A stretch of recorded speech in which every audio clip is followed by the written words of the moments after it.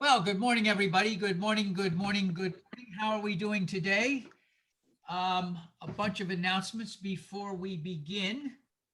Um, Let me just quickly point out, if you have your calendars out, our schedule for August has changed, gathering on the 15th and the 29th. On the 15th and the 29th. So we usually it's the second and fourth, but we had to rearrange it around for August on the 15th and 29th. Okay, a couple of announcements. I said, number one, many of you saw the picture of me doing a baptism on Facebook.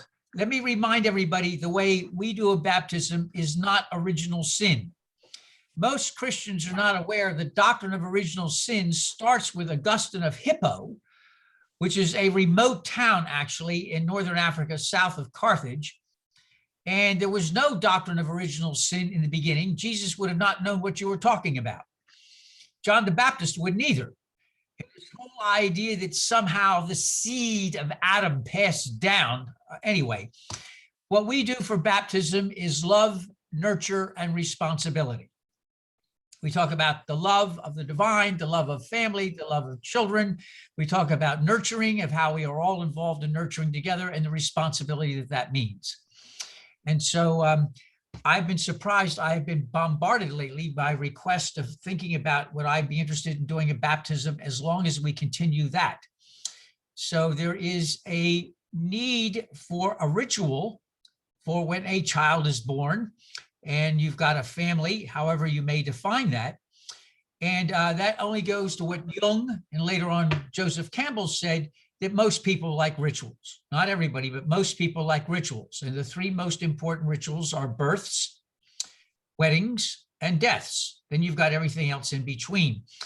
John Sloane's father-in-law was Russian Orthodox. And I tell the story all the time. One time I was asked at Port Orange to bless a rosary. So we blessed the rosary, and there was a Russian Orthodox contingent, and they said, the nearest priest is 2.5 hours away. We need you to bless our houses. So John's father-in-law arranged for a bunch of Russian Orthodox in Port Orange to have their houses blessed. So yes, you would be amazed. I take rituals seriously.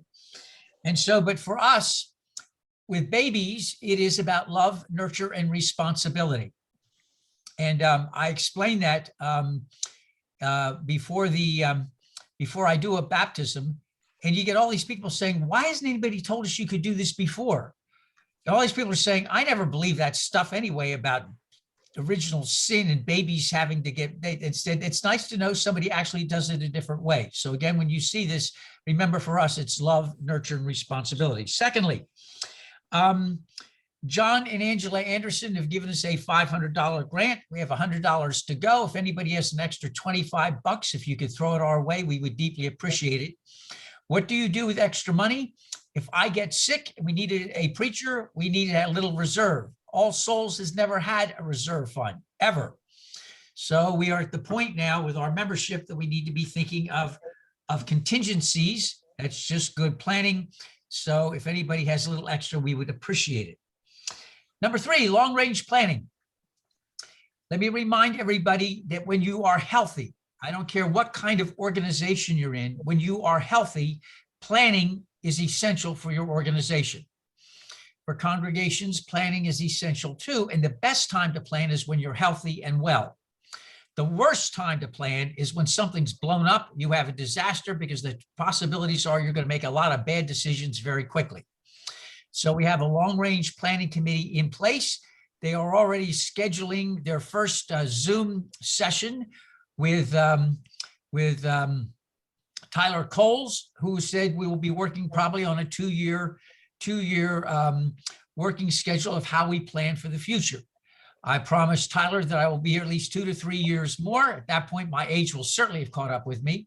And this is a great, great way to remind ourselves planning just makes sense. Let me also remind everybody very gently but strongly, this is not a search committee. I'm not going anywhere yet. This is how we plan healthy in a healthy way for what we look at our future. We have a good future here. We've got a very mixed group of people. We've got all ages. We've got all different kinds of backgrounds. We've got everybody that's young. We got everybody that's old. We've got everybody in between. We've got a lot of Jewish members, a lot of atheist members, agnostic members, a bunch of renegade Christians that would absolutely appall the other Christians in town, and everybody else in between. We even have a Sufi advising us of bringing in a whole different approach. So we're getting a whole very, very nice smorgasbord kaleidoscope of different paths crossing and intersecting. Tomorrow, we're going to be talking about mindfulness. And okay, Ron wants to know who can I contact? Ron, send me an email and I'll tell you what to do. It's very easy. Very, very easy. Tomorrow, we're going to talk about mindfulness and talk about also some of the problems with mindfulness. Americans' attempts to do mindfulness forgets its Buddhist and Hindu roots, which suggested if you're going to be mindful, you've also got to be active after you've gotten yourself settled. This is not a McDonald's kind of mindfulness. So we're going to be looking at also how you also need some of the past and some of the future. You're not abandoning all of that. So like everything that's complicated, I'm going to ask you to join with me to share our past horrors that haunt us, the annoying paralysis of the future, and how we can make sense of some of it as we journey along. A lot of interesting music tomorrow, too. I sent out an email about the music, everything from, you ready for this? Everything from the Barcelona Klezmer Gypsy Orchestra. Did you guys know that gypsy music, Roma music, and Eastern Jewish music, Eastern European Jewish music is almost the same? It's wild. Okay, we've got Mirabai Siba, Diva Permal, Bob Marley, a bunch of cousins playing I Saw the Light and a Cow Moos just as they begin. And we have Billy Jonas. Why is it I don't know anything? This congregation makes me feel illiterate. I mentioned Billy Jonas because I love his stuff. I never even heard of Billy Jonas till somebody said, why don't you look at Billy Jonas? So we're going to be doing not his music, but his lyrics. We're dividing up the lyrics in two tomorrow. Who was the one who told me about Billy Jonas? I feel absolutely ignorant. You did. Okay. And everybody goes, oh, of course, Billy Jonas. And I'm thinking, well, that's nice. I'm glad, of course. I didn't know. This, I feel, whatever time I meet with you guys, I feel ignorant. I have to put down new names, new stuff to see on YouTube, new readings. It's like, did I ever go to school? Okay. And then finally, a couple of other things. One thing I like to kick around for music, we have never done Baroque. We've never had a Sunday of Baroque organ music. When I was in Brookline, we had at that congregation the famous Aeolian Skinner organ that E. Power Biggs used when he recorded all of his music when he wasn't in Europe. And he was there for 30 years at the church in Brookline. 32-foot bombard pipes. When he played, the floor shook. The reeds, your hair stood up, and when you had hair. Anyway, we've never done trumpet tunes and voluntaries. We've never done any of that. So I was thinking of doing, then I wanted to do a Sunday of all Jewish music. We have had some great Jewish music that's Sephardic, some great stuff from a synagogue in New York called Park Avenue. They've got some really good music there. And I thought it'd be nice in August if we could just have some fun with Baroque music, and then a Sunday for we can do our Jewish roots and let go of that and just have some fun with this and enjoy more of our roots, of our heritage here at All Souls. Now, finally, this is terrible, and I'm taking great joy in it. And I know I should do a confession that this is not right to do this, but I can't help myself. The diocese, the Roman Catholic Diocese of Las Cruces, has refused to give communion to any Democrat who has voted in pro-choice. And they made it very clear the President of the United States is not welcome. Now, I'm not finished. The Archdiocese of Santa Fe, also Roman Catholic, said Biden is welcome, and every other Democrat who voted for pro-choice is welcome too. This is to show you that just because you have a name doesn't mean even in the same state you're going to be in agreement. Las Cruces said absolutely not. The Archdiocese said absolutely. And I point this out, this happens for those of you, Ron is in England, in the continent of Australia.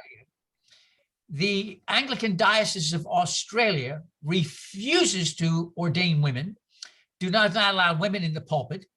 The clergy do not wear vestments. They do not welcome LGBTQ. You get the whole thing. On the exact opposite end of Australia is the Diocese of Perth, which has a woman bishop, ordains gays, blesses gay marriages, and basically pretends that Sydney's diocese doesn't exist. All I'm trying to say to you is that in this day and age, just because you see a name doesn't mean anything. And as Roy Martin points out, like when you see Sufi, don't assume there is one Sufi Islam. There are dozens of schools and dozens of branches. Yes, non-affirming and non-egalitarian versus affirming and egalitarian. Thank you, Chris. And so, you know, that's the way it is. You just, names don't really, I'm sure don't mean anything anymore. Those of you who are Hispanic know Hispanic doesn't mean anything. What it basically means is you've got a bunch of 18 and 19-year-old and 30 to 21-year-old fourth and fifth kids who they didn't know what to do with, and they shipped them on boats to go rape, pillage, and disease everybody they could get hold of. It's true. I mean, even my Hispanic students say you're absolutely right. Chile is Hispanic. It has nothing to do in terms of culture, language, or vocabulary with Ecuador. Ecuador is right next to Colombia. Their vocabulary, pronunciation, and cultures are totally different. And don't forget Peru, which is Inca. Then you go to Mexico, which are talking Aztec still, versus the Mayans on the Yucatan Peninsula, et cetera, et cetera, et cetera. And by the way, as I tell my students, if you're going to get into this, if you're in England, don't even think of crossing the border into Scotland and asking somebody if they're English. You may never appear again in any form. And the Northern Irish right now are about had it with English too. Am I right, Ron? That's true. That's very true. The Prime Minister told everybody it was going to be all right, knowing he was lying through his teeth. Now the Northern Irish are getting had badly. And suddenly the Republic of Ireland isn't looking too bad. So it's a mess. Yeah. Into this, I welcome you all. And by the way, before I do anything further to say, Melissa, I need your daughter-in-law to let me know about fertilizer for plants. All right, let's say hello to John this morning. John is up in Port Orange. Nanette is in Booth Bay Harbor, Maine. No, I leave tomorrow. Oh, okay. She leaves. But I brought two friends with me for class today. Okay. Introduce you. Is that Ron? What is that? It is Rama and Sita. Oh, we have to talk about Sita in a minute. Thank you to Maureen. Okay. All right. Ron is here from London. Pat, my cousin, is here from north of Tampa. Roy is out in Bellingham, Washington. Barbara Young, we're glad to have back with us from the wilds for the last several weeks. Ray is in Washington Heights. Lucille is with us today. I keep on mentioning Lucille has got a much, much older mother, and she's been devoting her time to take care of her mom. So this is kind of like time out from all of that. You all know Melissa from near the golf course. Karen Paul is with us today. Nick is with us here today. Maureen Sullivan. Maureen, where is your sister? Is she here? You're in the Tamiami area. Oh, okay. Pat is here. Say hi. Hello there. Are you guys hiding today? You're not letting us see you? Yeah, I'm having a bad hair morning. Look, you have hair. I don't want to hear that. Let me see your hair. No. Whoa. Whoa. Did you hear that? Well, so there you go. That's a woman who's not afraid to speak up for herself. Correct. That's the way it is, folks. No. I'm sorry, that was too funny. All right, we've got Tony Lee out in Miami Lakes. Cecilia's down the street, and we're hoping to get Cecilia's son to play. He does a great deal of music at festivals where we have great chanting and great moments of Hindu and Buddhist thought. I'm trying to get him to play one Sunday morning. Sarah is Nick's mom, and she's out in Alabama. Joyce is back from taking care of her sister in Pennsylvania. Kay Schweitzer is up in Port Orange, and Daniel is up in Queens. And I can't believe we have this many people out in the dead of summer. I owe my thanks, by the way, to that he's now deceased old Methodist church consultant, one of the most practical people I ever said. He said, if you close up in the summer, it takes you forever to get going in the fall. And he says, why would you close in the summer? Why? And he said, if you stay open, don't think at all going half speed. You can provide the same quality as best as you can year round. You keep people together, nurture, love, and work together year round. It's a year round task. And so that's what we do. And here we are. Okay, let's take then a look at Hinduism. Let me do a recap. Major Hindu beliefs, we talked about Brahman. And basically, Brahman is everywhere, in everything, of everything. It is divine reality. It is in the trees. It is in the love you have. It is in people next to you. I sent out an email in case anybody loves to have that again, an incredible definition of what divine reality is. Let me just read that one more time. I am in the beginning, the lifespan, and the end of all. I am the radiant sun among light givers. I am the mind. I am consciousness in the living. I am death that snatches all. And it goes on and on. Think of everything around you, every part and aspect of life. Notice divine reality in Hinduism, as well as Zoroaster, says, yes, death and life, suffering and sorrow and joy are all part of divine reality. And it encompasses all. The belief in Hinduism is that there is a part of divine reality in everybody. Yes, you each have your own personalities, but there is something deeper than the personality. And it reminds me of aspects of Sufism, as Roy has pointed out. And so below all of our individual personalities, there is a commonality we all share, and it's called the Atman. And so the question basically is for us, how do you bring the Atman within to the Brahman without and unite them? Hinduism says that basically, and depending upon which school you look at, life is an illusion. But more practically, in this life we live, who wants to take time to reflect upon and meditate upon the Atman and Brahman when you all want to live a good life? To live a good life means you have to work, get money, have nice things, and you get caught up with all the toys. And so you're not interested in the spiritual life. You're not interested in what you do with the Atman and Brahman. You get sidetracked to the illusion that what really counts is getting all the toys and win. In short, you've all heard this, your material possessions. This has been an issue that humankind has wrestled with forever. The idea of how, and I'm doing this in a very, very short way. By the way, let me say that my philosophy professor, who I still keep in touch with, said, and I hope you can appreciate the humor of this, he said, you were, as a philosophy student, so-so. You were very practical. You didn't really like a lot of the vocabulary because you said nobody understood it. He said, which is probably true. He said, you had two gifts. One is you were one of the very few people who could link several disciplines at the same time. And how you do that, I don't know, it's a gift you have, but you also refuse to get caught up in technical language. You use language that everybody could understand, which means in a sense you miss some of the subtleties, but you made things available to people. So I acknowledge the fact that I don't get caught up in the tremendous complex subtleties of Hindu schools of thought. I'm just trying to give language that gives a general idea of the idea of the divine reality is everywhere. We each share some of that within us called Atman, and the journey is how do we bring them together? Now, obviously, it's more complex than that, but I'm trying to use language in a sense that can help us kind of get an idea of this. Karma is the idea that how we behave counts. And I think that's a good way to put it. How we behave counts. In the old idea of what goes round comes round, you reap what you sow. Some of you know that as a teaching of Jesus, But that teaching was was written down originally in Hinduism.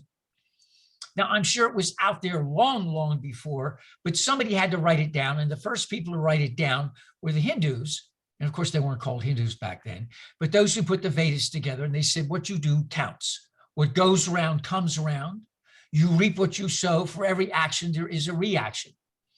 And so the idea, putting it very simply, is the more good things you do and the more good reactions you have, and when you finally get all those together, your good thoughts, your good words, your good deeds, all of that, when that happens, your Atman and Brahman become one. You no longer in the realm of living and living and dying, but you become one with divine reality.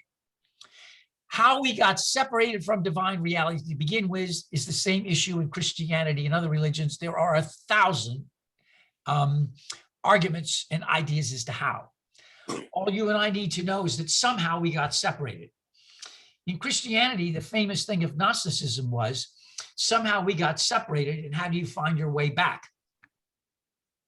And the idea basically in Christian Gnosticism was life sucks. You look at life and what happens at life. I do this with my students. It's very easy. Look how nice you look today. I said, there's not a wrinkle. There is not there's only one chin, only one neck. And I'll have somebody show their face and I'll say, look at that, not a wrinkle. I said, look, you only have one neck. Then I offer my neck as an example of many necks. I said, you don't have any Grand Canyons. The United States has one, I have two. Where do these come from? And I talk about hair. And every so often I'll show them a picture of me when I graduated from high school. And I said, if any of you ask what happens, bad things will happen to you tonight at midnight. And they said to me, well, you have changed. I said, careful, careful. And so, and then, you get sick, you get diseased, you get old, and then you die. And the idea is, how do you escape this, Greek philosophy, the body is a tomb. How do you escape this tomb, and where do you go back to where you originally belong? Hinduism talks about this long, long before Judaism and Christianity. How do you return? How do you get the divine within all of us that we share within to the divine everywhere? And the word is called karma. When all of your karmas are resolved, then we become one with the divine again. That's called liberation. You're liberated from having to live and die and live and die. The belief is it's a universal religion, because the belief is that everybody ultimately will return to the divine and become one with divine reality. The word dharma in the bottom of this thing I sent you, probably, and I say probably, the best way we can describe this is responsibility. Now, there are a lot of other definitions you can use, but for our work, I think responsibility is a good definition. We have two basic responsibilities. One is our theological responsibility, understanding Brahman, understanding Atman, and understanding the path of putting them together. But then we have a social responsibility, and that brings us to where we're going today. Now, in Hinduism, and I hate to do more teaching today than I really like, but there are two very, very famous texts in Hinduism. And one is called the Ramayana, but the one that is the biggest, and just let me give you some facts about this, because this will throw this, I forgot this. The Mahabharata, and I'm sure I'm mispronouncing that. I've had several of my Indian students pronounce it in different ways. Roy, you're pretty good at stuff like this. Do you know how to pronounce this? Pronounce what? Is it Mahabharata? I do not know. All right, so is anybody here good with, go ahead. Mahabharata, What is it? Mahabharata. Mahabharata, okay. And The H in there, the H, yes. the Ramayana that you said, I'm currently listening to it as an audiobook. Oh, okay. The reader is from India, and she pronounces it the Ramayanan. I'll never be able to do that, okay. Well, here in the West, it's, Yeah. So do that again for me. Mahabharata. Mahabharata. Let me phonetically write that down.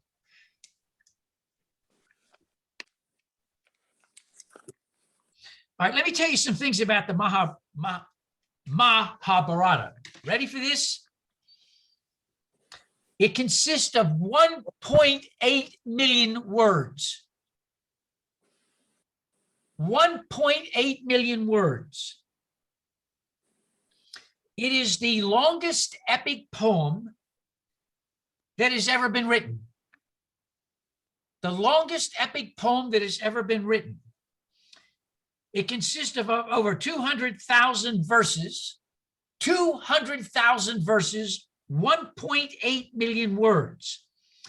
It is 10 times in length of the Iliad and the Odyssey combined. 10 times bigger than the Iliad and the Odyssey combined. 4 times the lengths of the Ramayana. It is equal to the Bible, the Quran, Homer's Greek dramas, and Shakespeare in terms of importance, in terms of human writing. Wow. The original story, we're guessing, takes place between 9th and 8th century BCE, somewhere between 28 and 2900 years ago, in the northern part, north central part of India. It is composed and written down over 700 years, between 300 BCE and 400 CE. So that means the time that the story originally took place to the time it starts being written down is a few centuries, a lot of centuries. Then it takes another 400 years, no, 700 years to write and rewrite it again. The original story involves, are you ready for this? 2 cousins and a game of dice. You're hearing that correctly. 2 cousins and a game of dice.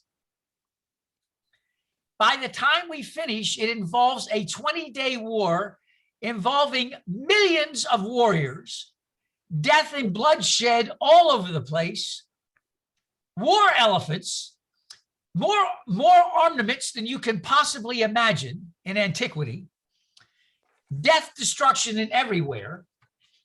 And in the middle of this epic is a 700 verse called the Bhagavad Gita. So let me try this again.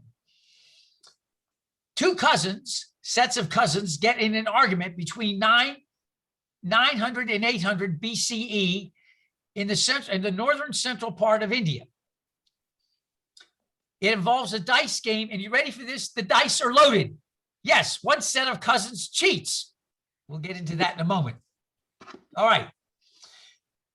From this gets passed down, this epic gets passed down for several hundred years orally, as you know, things are done. And of course, when you have oral traditions, there'll be many oral traditions. You all know that. Somebody decides to start writing this down. And so roughly about 3rd century BCE, maybe 4th century BCE to the 3rd century CE, about 700 years is being compiled, edited, re-edited, and the Hindus are very honest about that. Lots of different editions, lots of different ideas, adding, subtracting, like you can't believe. Now, Maureen Sullivan sent us something that I put in the email today. Sita sings the blues. This thing is a riot. If you look at this, you're going to see lots of color, but you're going to see multiple names, and they get confused about who is what, because that's what happens. This is the largest telenovela you will have ever seen. The drama involved here between cousins and families and brothers and sisters is unbelievable. You cannot even begin to touch the drama. I mean, seriously. And so this epic, this thing, Sita Sings the Blues, gives you an idea. In the first 5 minutes, you're going to get lost, and you're going to see just how complex this is. Now, you need to know, you're going to love this too, before we get going. Finally, somebody decided in 1919 we needed to have an authorized official version. So this group in India, the Oriental Research Institute, started in 1919 to look at all the many texts there were of the Mahabharata. And it took them, are you ready for this? 47 years. 47 years to come up with what's called the critical edition. The critical edition involves, are you ready now? Not finished. 19 volumes, 19 volumes and 13,000 pages. I can't even grasp that. Where would you start? 19 volumes, 13,000 pages, and 447 years to put together the critical edition. The Mahabharata. All right. Now, what's it really all about? Central to the epic is an account of a war that took place between two rival families belonging to a same clan. The name of the clan is called the Kurus. There will be a huge battle fought on a field that I can't even pronounce. The name of the field, as is everything is true in India, about this long. It is called the field of Dharma, or if you will, the field of responsibility, the field of righteousness. It involved 1.6 billion warriors whose deaths are described in great detail. Basically, what happened, is the cousins got involved in a game of dice.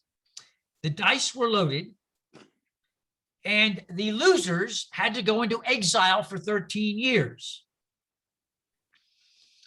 The winners abused and tried to abuse the loser's wife and kids and families, abused the land, and were basically the bad guys. The losers were blamed because the guys involved in playing dice knew they couldn't gamble well and they shouldn't have gambled to begin with. But they caused the problem because they shouldn't have done it to begin with, and the bad guys shouldn't have been bad by cheating anyway. So you got a complicated mess. Nanette is going to go gamble with Barbara. Barbara wants Nanette's stuff. So Barbara smiles. Smile, Barbara. Yes. Look at that smile. Who would ever think she just loaded the dice? Nanette is stupid. She knows she can't play dice to save her life, but somehow she gets roped into this. Loses her shirt, literally, loses the land, loses the wife, loses it all. And Barbara's still smiling. Well, too bad, Ducky. And the idea is she's supposed to get it back, all of it back, in 13 years. Along the way, it turns out Nanette finds out that Barbara cheated and demands, since you cheated, I want my stuff back. This is wrong. Not only does Barbara get jealous, but everybody in her family gets jealous, and they get stubborn. They said, no, we're not giving it back. So there. Now what do you do? All right, what do you do? All right, what are you going to do? Now, we need to divide this. All right, Barbara, Ron, Maureen, Roy, Cecilia, Daniel, and Kay are all one family. You're all in the clan. John, Lucille, Karen, Chris, Pat, and Melissa, and Joyce and Sarah, Nick are in Nanette's clan. All right. Now we need somebody else. Roy, we're going to pick on you. You're going to love this. You're going to be a Hindu right now. But you're not just going to be Hindu, you're going to be Krishna. Krishna in this role has got all kinds of roles to confuse you all. He's got a family. He's a charioteer. He's a diplomat. He's an advisor. Yeah, all of that. And so Roy goes to talk to Barbara on behalf of Nanette. And Barbara basically looks at him and Yes, and her clan is rather rude. I'm putting this mildly. Very mildly. Roy comes back to Nanette and says, we need patience. And you see where this goes, and they try and they try. And finally, they're up against a brick wall. Now, since Barbara's clan is not having anything to do with turning back the land, Nanette's clan is trying to get Christian to help them out, and he's getting nowhere. Melissa, what are you going to advise? Wait a minute, Karen, you deal with international stuff. What are you going to advise Nanette to do? You're the business person. A lot of money's involved here. Land, money, agriculture. What are you going to advise Nanette to do? You got to unmute. You've got to unmute. Karen, unmute. Okay, now, all right. Well, I guess the first thing is always negotiation, to sit down and try to come to some kind of settlement. That didn't work. Now what? Right. Well, then the next thing is marshaling forces and kind of being on the threatening side. Okay, so that means you assume a posture of possible action. Right, right. Okay. And, Okay, now stop for- for a moment. Stop for a moment. All right, so what Barbara does at this point, she sees the threatening action, and she says to Maureen, and she says, yo, Pat, living up there in New York is no good. We're going to give you a chunk of Nanette's land if you bring your army down to help me. Cecilia, you could use more land. We'll give you more of Nanette's land. So basically, Barbara now is parceled out what should be Nanette's, forget the 13 years, and bribing all of you to bring your forces together to back her up, and you're going to promise them Nanette's land. All right, Karen? So you've got two sets of forces. Now what's going to happen? Well, that sounds like a pretty realistic scenario, and if, of course, everybody ends up assuming heavy costs in the end there. So you're going to have to, to get people to sacrifice the support, in people and in money that it's going to take to marshal these forces. And all kinds of things happen that get complicated when you try to do that. Okay. That's our business professor. All right. So she lays it all out on the table. All right. Here we're going to have a council of war. All right, Ron, what do you advise Barbara to do? I need you on mute. What do you advise Yeah, Barbara sorry, to do? Sorry, I was trying to unmute. Speak softly and carry a big stick. All right, that's what if it comes to worst, does she attack? Does she hold the ground, or does she give in? I think she needs to be bold.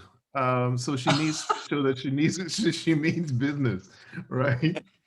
Oh, I love this group. I'm learning a lot of things here today. All right. She needs to Okay, be bold. Maureen. All right, Maureen with the hat. What are you going to do? What's your advice to Barbara? Yeah, I'm not going to advise Barbara. I would advise Nanette to attack Barbara. No, you're Barbara's side here. No, I've switched. Defected. That does happen, actually, I want to be on the side of righteousness. sometimes.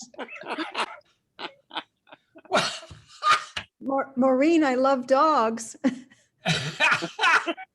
Could use a double agent. That got me. Right. Yeah, it could be a double agent. That's something too, Oh, what a tangled web we weave when first we practice to deceive. All right. What are you going to? All right, Pat, you're not your sister. What are you going to do? I don't know.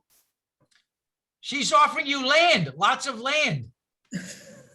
Yeah, but I can't, I couldn't take something that isn't rightfully mine. So it's So you're not not going to right. give in. You're not going to give in to bribery. No,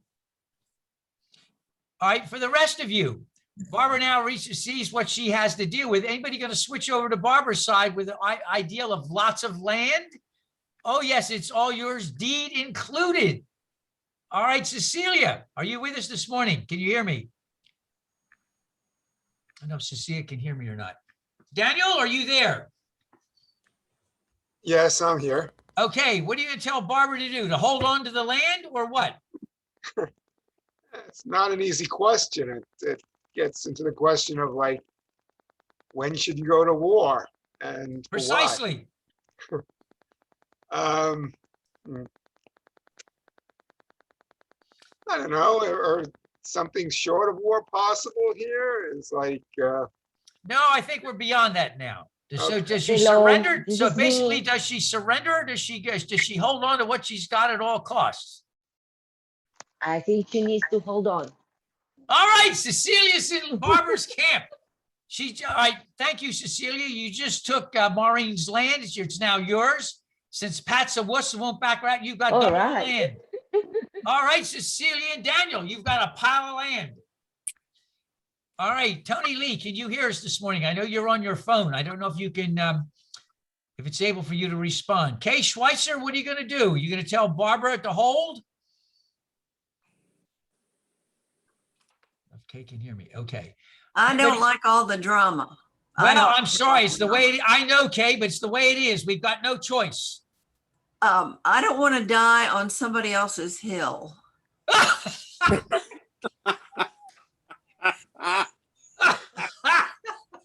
You know who I'm referring to? Yes, yes. Oh, this class, I should know better to ask this class questions.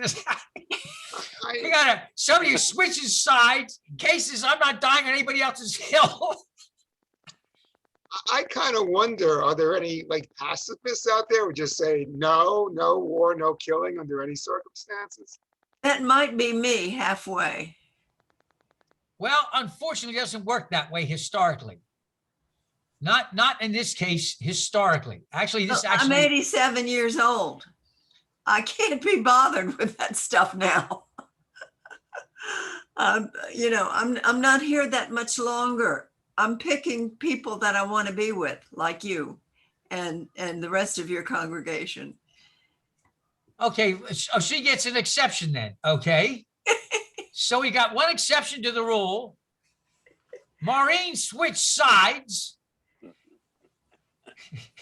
Pat, I don't know what to do with Pat. All right, so Ron and Cecilia and Danny are holding their fort. All right, Joyce Anderson.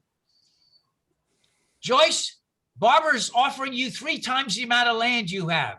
Are you going to join her side? Oh, Joyce can hear me. Joyce, okay. Chris, what about you? Chris Diaz.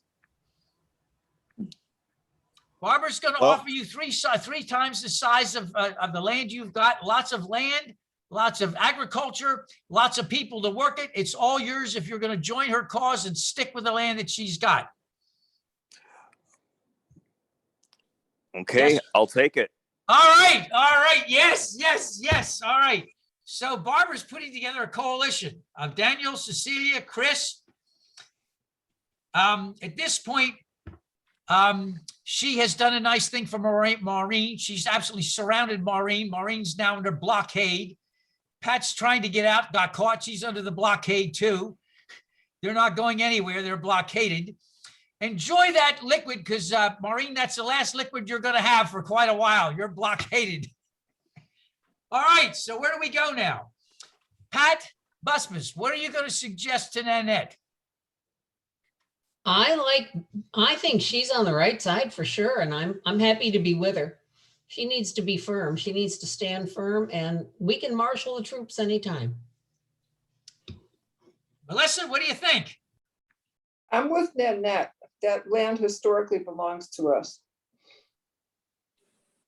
All right, Lucille, you're not getting out of this. Well, yeah, you are, because you've got your mother to take care of. You can join Kate as an exception. No, I back Nanette because of evil was done to her. All right, do we have anybody who's going to join? Now, if anybody join Barbara's side, you get a lot of land here. I mean, Nanette had a lot of land. It's going quickly. John is. All right. John Sloan's going to join. All right, then. I love it. I love it. On the front line, Whoa. as many weapons as I can carry. You know, you y'all are scary, actually. It's a good thing this is recorded, I tell you, because nobody would believe it's a discussion. But it's a real life thing happening. Karen Paul is right. This stuff does happen. I mean, it really does happen. You get one group that's jealous of another group, whether it's loaded dice or something else, or some fake provocation, and something comes up. Look, how many disputes have we seen over 1 mile of land, one way or another, for a 300-mile or 400-mile border, and you're talking about 1 mile on either side, and you think the world depends upon this. Am I right? Yeah. I mean, we've seen this all the time. Even in the United States, where you had a line of farmers versus cattle ranchers, and ground versus, this is our ground, get your animals off our stuff. Nobody says you have this property. We've seen that range wars and stuff in the far west and things. I mean, the stuff over land is it's bloody. That's how the Mason-Dixon line came to be formed, because they brought in these surveyors from England to settle a dispute over the land. That's true. That's very, very true. Yeah. That's very, very true. So these are real life things that happen, and people get bribed. People do get bribed. They offer you need troops. Now, Roy, you've got 2 sets of camps here that are going out. You are Krishna. You are, much to everybody, nobody knows this, you are an incarnation of Vishnu. We'll get to all that later. Now, nobody knows this. That means you have some serious responsibility. What are you going to do? Okay. What am I going to do? Yeah. I have no idea. Okay. You're going to find out soon. All right. All right. The reality is, you imagine, if you will, back in antiquity, battles were fought on big, wide, long valleys, long plains. Why? Because you had chariots, war elephants, and everything else. By the way, I don't know if you've ever seen any of the stuff reenactment on YouTube and stuff of what a 100 war elephants is like. Imagine your infantry and you're facing 100 or 200 war elephants. Did this actually happen in history? Yes. Alexander the Great was ready to go further into India, and across the river, which he and his Greek, whatever they were, had to cross, were several hundred war elephants just waiting for him. And his soldiers saw the war elephants and decided, no, we're going home. Literally, seriously. Now, I don't know about you. If I were a stalwart warrior and I looked at 100 war elephants, I would be going home so quick, it wouldn't even be funny. And these war elephants, by the way, are trained. They are trained to charge. These are not your elephants that you see in the zoo. We're talking tanks. Okay. We're talking serious tanks. So imagine looking at this, and you are this very successful army, and you're looking at several hundred war elephants, not including a bunch of chariots and very angry people because you're in their country. So this happens. And so the night before the battle will happen. One side is at one end of the real elephants. Yeah, real elephants, Nick. We're talking serious war elephants. And this is what was used in India and other places, but this is what stopped Alexander the Great dead. Seriously. He got to, I forget the name of the river, but there were several hundred war elephants and they were trained.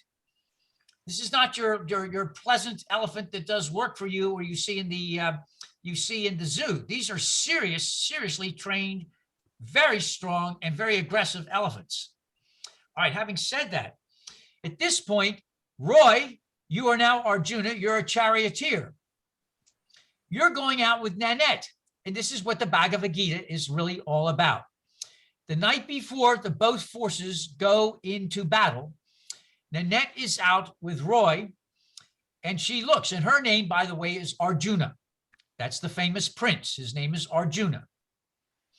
And she goes out with Roy, who's now Krishna, her charioteer, and she says, I can't do this. The text says, Arjuna is filled with moral dilemma and despair about the violence and death the war will cause in the battle against his own kin. Absolutely despairs. He wonders if he should renounce all of this and seeks Krishna's counsel. And so the Bhagavad Gita, this 700 verse discussion in this huge epic, is about this conversation that Krishna has with Arjuna about his dharma, his responsibility.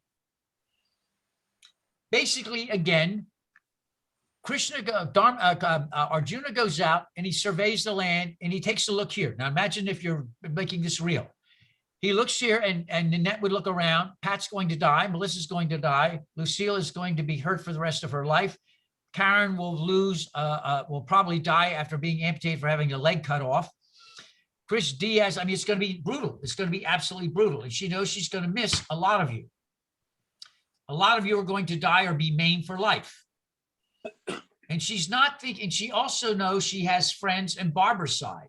These are Klansmen, people she's known and grown up and gone to school with. Maureen will never have to worry about her hair again because her head will not be attached to the rest of the body. Interestingly enough, her sister's head is separated too, but both heads are looking at each other on the ground. I thought that was fascinating. I don't know how they arranged that. I'm going to pay for this. I know that. Karma. And so you're going to see this, and this is what he sees. I mean, this is what he sees. He sees a battlefield, and he sees dead people. He knows what's going to happen tomorrow. And so Krishna then reveals himself as an avatar of Vishnu, and he says, war is held. No matter who wins, there's no winners in a war. And the people who lose the most are the civilians. You all know that. For every one combatant that dies, there are at least 10 or 12 innocent civilians that die. All right, so Krishna then reveals himself as an avatar of Vishnu, and he says, your dharma is what's called selfless action. You have a responsibility to right the wrong that has happened here. You shouldn't have played dice. You shouldn't have done this, you shouldn't have done that. But on the other hand, they stole what did not belong to them. They loaded the dice. They did things that are wrong. And so we've got a moral dilemma. And the dilemma is you've got to do what's right. And so your task, your duty is to uphold selfless action, reclaim the land, reclaim the people who've been abused that work on the land, reclaim your family who have been abused and insulted, and set free those who are on the other side who've got roped into this and don't realize really what they've done. Not really. So you have a responsibility. Now, this has been basically couple of things happen here. Number one, originally, and even today, this is used as the argument for a just war. Now, I know we've got pacifists versus those that, but the argument has been, are there some wars that are just? Now, my own thoughts for what it's worth are, probably most wars are not, would be my guess, based upon what I have read. Are there some wars that are just? I would argue there are. If we did not intervene in World War II, not only did Jews die in the concentration camps, 3 million Poles did too. 900 of Germany's best Protestant ministers died. That comes as a big shock to everybody. So we lost Jews, Poles, the cream of the crop of Germany's Protestant clergy died in the concentration camps for opposing Hitler. The Annals of the Evangelical Church of Germany said it took a generation to replace them. So you lost Roma, a huge chunk of the Roma population of Europe, people who are mentally ill, people who are physically incapacitated. The numbers of people that died in the concentration camps. Oh, homosexuals, absolutely. Homosexuals, other marginalized group. I mean, the list is endless, absolutely endless. And it would have continued. It would have continued. And let's not remember what happened to also the camps that Japan set up. Did you ever read about when Japan attacked Nanking? I can't pronounce, that's not the new, I mean, did you ever read what the Japanese did in Burma? It's now, And what they did to the Korean women, the comfort women. precisely.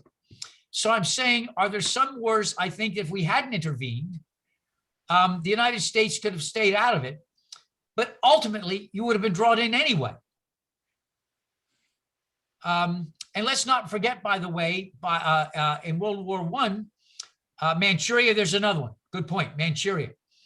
And then let's not forget in World War I, by the way, I think one of the most despicable things that I ever heard of is when our president, Woodrow Wilson, did not want to intervene as the Armenians are getting slaughtered all over the place.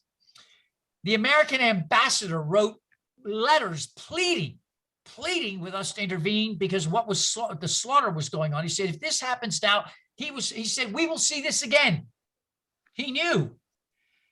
And he said, Woodrow Wilson said, I don't want to upset the Turks because they may join the Germans in World War I. So what happens? They joined anyway, and the slaughters went on. So I'm saying my suspicion is most wars are not just. It involves a lot of ego, thuggery, wanting of land and peoples, greed. Some wars may be necessary. Some, they're very few. And that way, do you have a dharma? And I'm serious, when I take a look, we talk about Japan, and by the way, we really never discussed Manchuria enough, or what happened in Myanmar, or what happened in the islands.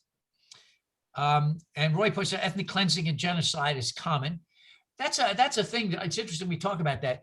I don't understand how our species does this. I mentioned this before. I don't understand what it is about our species that we can have poetry. I read some of Rumi's poetry. And I read the very simple words on the Sermon on the Mount. And I read other great religious teachers. And I listen to some unbelievable music, and I see the highs and great things that our species can do. But every time we seem to do something good, somebody wants to weaponize it. Yeah. And so, yeah, Roy.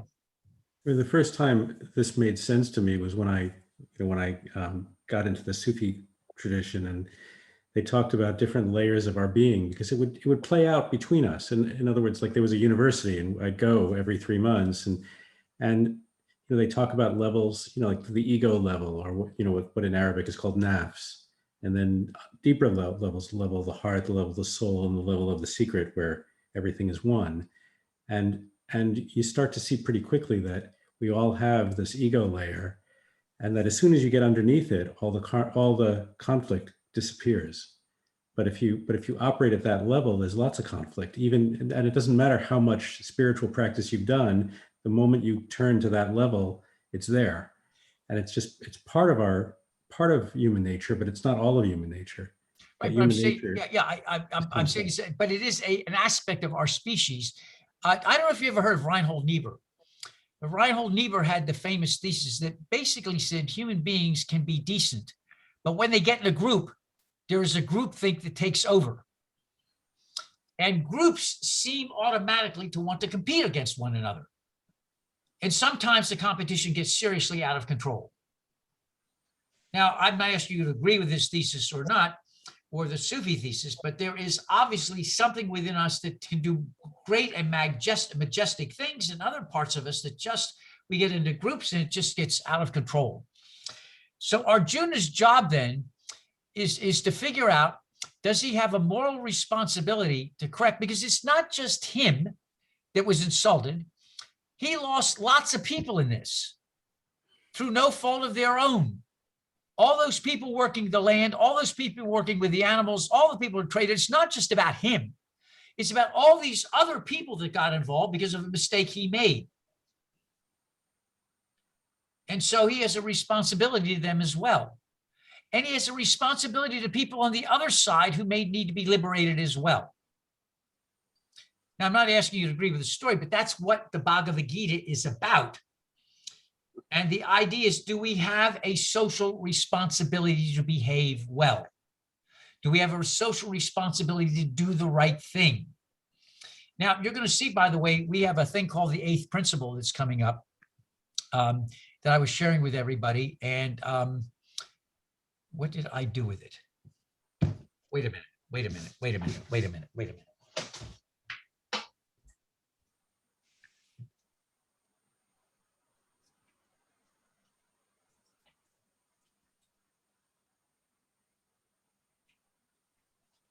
Hi, I don't know if this is the best time for this, but I found this thing in a biography of Gandhi, and it's sort of Gandhi's reflection on the meaning of the Bhagavad Gita. Could I read a short passage from this biography of Gandhi, or is this not the good time for this? Well, that's fine. Gandhi, by the way, disagreed with everybody else. So that's fair. You Okay. need to know that Gandhi disagreed with everybody else about this, and he got a big backlash. Go ahead, Daniel. That's keeping us honest. That's keeping us honest. Go ahead. The Orthodox Hindu interpretation of the Gita as a divine summons to caste obligation and killing was repugnant to Gandhi, and even when he first read the book in London in 1888, he called it an allegory in which the battlefield is the soul and Arjuna's man's higher impulses struggling against evil. In any case, Arjuna was still puzzled by Krishna's argument that since corporeal death is not death, he need not hesitate to go to war. What would be gained? Krishna answers, "For me, O Partha, there is naught to do in the three worlds, nothing worth gaining that I have not gained, yet I am ever in action. The ideal is action in a just cause without thought of advantage," Krishna says.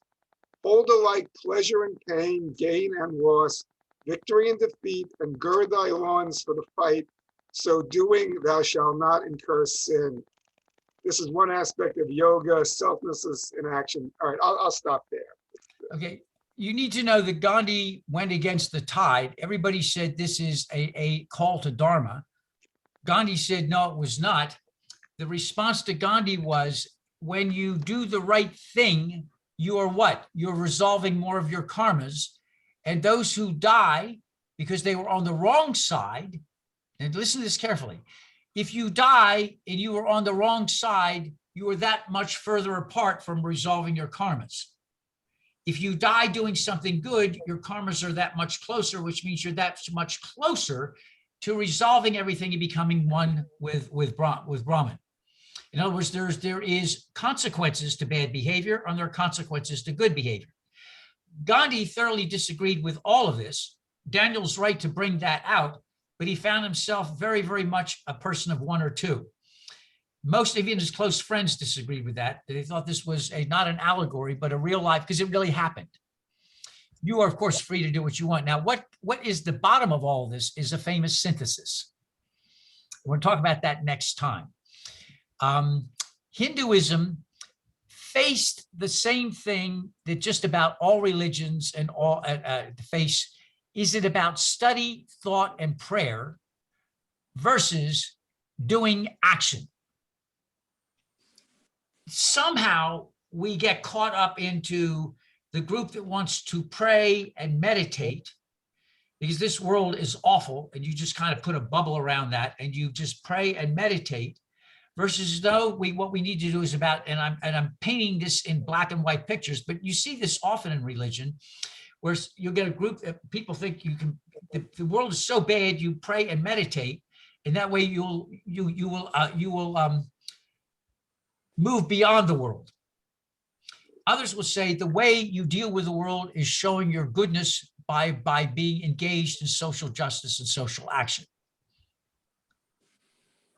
You need to know that at this point historically, as this was being put together, the Upanishads were written about 2,500 years ago. The Upanishads were a distillation of the four famous Vedas of Hinduism. And the Upanishad means to sit at the feet of, like you're sitting at the feet of a guru. And so the idea is you're listening. It's again, intellectual, you're listening, you're learning, you're memorizing, you're meditating on what you're hearing, and you're seated and listening. This will be, in a sense, saying that is not enough. There'll be a synthesis. This will begin and solidify the famous Hindu synthesis where a real person meditates and does both. It's not one or the other, but you have to do both. And that's the synthesis. It's not all social action. It's not all meditation and prayer and being apart from, but the true person is involved in both. Now be called known as the famous Hindu synthesis. So the Bhagavad Gita was saying it's not enough to sit and listen to the Upanishads, to memorize and to reflect on them and meditate. You've got to do as well. You've got to get out and do what is right and good and just. Your Dharma is not just theological with meditation and reflection. Your Dharma is also social justice. It's both. And so the synthesis is not one or the other, but doing both. Now, this will involve hundreds of years, many, many, many debates. Yeah, it's the same thing as in the Quran. It's the same thing as Christianity. You have these groups that divide up, and it seems to be in all religions, you know, the same dichotomy. And I've seen this throughout my life is involved in religion in a professional sense, where groups seem to do this. They don't seem to understand it involves both.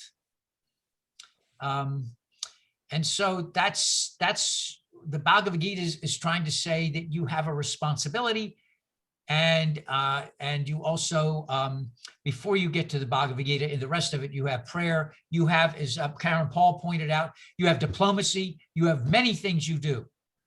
But when all else fails, sometimes you're left nothing with but a war, unfortunately, but that may involve, if it's only good, it only makes sense if it's just.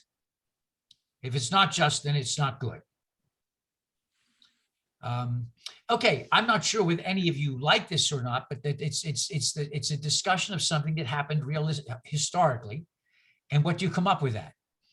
And so it shows how human beings take something that's historical and over hundreds of years come up with an incredibly huge story that has many side points, all kinds of people involved. And at the end, you've got death, destruction like you cannot believe. Just about everybody that's important dies. And but then you get the thing is, what is responsibility? And that's why the Bhagavad Gita is held out as the gem, that the argument is, although Gandhi will disagree, the argument is that you have, at sometimes you have no choice but to do the right thing, even if that means war. Now, obviously Gandhi disagreed as some others, but that's to throw that out about the, I still pronounce that wrong.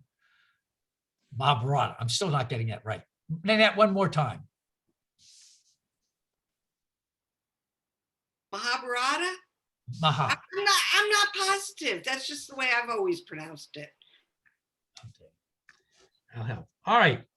The next thing I want to get onto then with Hinduism is, by the way, yeah, we'll come back to the, one more thing with the synthesis. I'm looking at time. On one part of the synthesis, you have meditation, silence, and acceptance of reality the way it is and things beyond reality. Meditation, silence, and acceptance. But you also have that an underlying sense of the law of nature, which involves a responsibility of social behavior as well. So you need both. And so this will be the famous Hindu synthesis. And you'll notice Gandhi meditates, but then he what? He leads great nonviolent action, both in South Africa. We forget Gandhi was in South Africa. And then he comes back to India. And then remember, Martin Luther King will do the same thing. Martin Luther King will do the same thing. We'll talk about nonviolence. And when you look at the black and white film of what went on in Selma and other places, it's hard to believe we're living in this country. When you see people nonviolently being beaten, dogs set on them and things like that, it's hard to believe that that actually happened in this country. So the famous synthesis. You pray, you meditate, you think, but you do. They go together. They're twins. The Hindus, of course, are the first to write this down. Other religions will come to this as well. Others will come to this as well. I would like to go on then. tomorrow, next time, to talk about yogas. And then we'd like to talk about gods and goddesses and all the rest of that. And then after we move on with that, we'd like to move into, if you would, different forms of Buddhism. Buddhism is interesting because it's like saying the word Hispanic. What does it really mean? Theravada and Mahayana Buddhism are really in different planets. And it's like Judaism. My own thing would be very close to Reconstruction and Reform Judaism. I understand intellectually Orthodox and especially other extreme forms of Orthodox Judaism, but it's not me. And I get then you take really strict forms of Roman Catholicism and Orthodoxy and very strict Protestantism, Orthodox Judaism, and Wahhabism in Arabia. And these all kind of belong in one camp. You get secular Jews and Muslims, Reform, Reconstruction, now a lot of conservative Jews, very, very liberal Protestants, renegade Catholics, Unitarian Universalists, Sufi, and others, all over here in another camp. Totally different worldviews, totally different ways of comprehending what it means to be human and how we engage with each other. By the way, one last thing I didn't share with you, you may have missed this talk about what happens in Israel. I don't know if you're aware of this, the Wailing Wall now has, the Western Wall now has a section set aside for women and set aside for non-Orthodox. A bunch of conservative, they're called Maserati, came to worship the other night, and an extreme group of Orthodox Jewish males attacked them, and started beating on them and forced a screen between the men and the women. And immediately there was a backlash saying, this is Jews hating Jews. What is wrong with this picture? This has happened again and again and again. And I understand what happened. And it's not just in Judaism. You get this in all religions. You get extreme forms. There are Christians in this town who are absolutely appalled that we exist. Absolutely appalled. And didn't get hollered at, but I was saying, how could you even think of doing a baptism for love, nurture, and justice? What is that all about? Responsibility. I said, makes a lot of sense to me. They said, oh, yes. I'm just saying we know that. And it's, again, a way human beings respond. Yes, Roy. I heard something recently. A Palestinian man was speaking about how he was talking to mainstream Jews or liberal Jews in Israel. And he was saying, do you not get that, these people are fascists? And if you don't stand up to them, they're coming after us now. 20 years from now, they'll be coming after you. Yeah. Okay, well, let me say goodbye to everybody. I'm sorry we ran over, but where do you get a crowd like this in the dead of summer? I mean, seriously, discussing Hindu literature and stuff. And Barbara, nice job, nice role playing, Nanette and Barbara. And just watch out where you have land. I'm watching out Maureen. I'm remembering this. All right, everybody. And we thank Karen for bringing some economic thought. This is going to cost money. I like that. And all of our discussion about the full-blown, by the way, this is going to cost money. You're going to need to pay for all of these elephants and arms and everything else. Good point. All right, so John is in Port Orange. Nana is still in Connecticut, on her way to Booth Bay Harbor. Ron is in London. Roy is up in Bellingham, Washington. He gets up at the crack of dawn for this. Lucille, thank you for taking some time out to be with us. Melissa is here up by the golf course. Pat is north of Tampa. Barbara's over in South Miami. Maureen and Pat are down near farmland. Karen is over in Coral Gables. Nick is near the airport. Chris is in Tamiami. Out in Miami Lakes is Tony Lee. Cecilia is down the street from me. Danny's up in Forest Hills. Kay is in Port Orange. Joyce is here in South Miami, and Sarah's in Alabama. Wow, what a group today. All right, we see you, some of you I'll see tomorrow, and then some of you, again, will be back next week to talk about yogas. There are over 3,000 kinds of yogas at least. We'll take a look at the top 5. And we've got a whole years to go on this, folks. We've got Buddhism's coming up. We've got Confucianism and Taoism. Some of you are really going to like some parts of Taoism for mental health. And Confucius' virtues are as good today as they were 2,500, 2,400 years ago. And then we've got Judaism and Islam coming up, and that's like a huge, yeah, both of them. So we've got a long ways to go. We've got plenty of time to do it. I All have right, a and question Ron- for, I have a question for Nanette. What is it like to listen to this on audio tape? This is such a lengthy thing. Are you on an edited version, or is it worth doing this? Oh, it's the version that I have is wonderful. It is narrated by an Indian woman with this lovely melodical voice. You know, her accent is divine, and it's wonderful. I'm about 2/3 of the way through at this point. How many hours are we talking about? Oh, hours. Okay. The Ramayana. And you might want to send it an email to me, and I can send it out to everybody what it is. Okay. Just like if you want to get an idea of how complex all of this is, just look at Sita Sings the Blues. Sita Sings the Blues that I sent to you today. It is wild. You'll get confused right off the bat. Within 10 minutes, you're going to go, whoa. And it's really well done. And actually, the story is about how Sita, who is married to Krishna, is kidnapped, and how Hanuman and others aid Krishna in finding Sita, who has been removed from India, taken to Sri Lanka, and found by Hanuman, and who's the monkey god. And it's a wonderful tale. It's very adventurous, and Oh my you go goodness. places.